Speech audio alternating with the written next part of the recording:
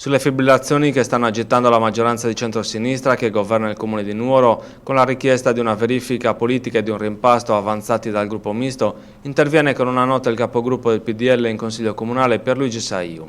Se lo spettacolo a cui abbiamo assistito in questi giorni seguendo le vicende del governo nazionale ci è sembrato indegno, scrive Saiu, bisogna riconoscere che a Nuoro non siamo affatto da meno. E così, mentre ci sono persone che hanno il problema di far quadrare i conti, di pagare la TARES o anche solo una multa, in comune c'è chi pensa che la priorità siano le poltrone, i rimpasti e le verifiche. Questo secondo il capogruppo del PDL senza che si tenga conto del fatto che il comune di Nuoro è arrivato al 10° mese di esercizio provvisorio, che non è stato approvato il bilancio e i cittadini saranno chiamati a pagare 7,5 milioni di TARES e più l'IMU per le seconde case e gli altri immobili, senza dimenticare l'IRPEF e tutti gli altri balzelli che gravano sulle famiglie e spremono le imprese, scrive Saiu. Stesso discorso per il milione di euro persi per i fondi POICI o per le opere pubbliche inutilizzabili.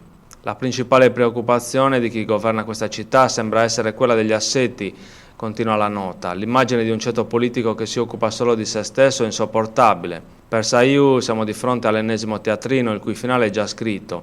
Un accordo lo troveranno, magari se le daranno di santa ragione, ma alla fine arriveranno ad un compromesso.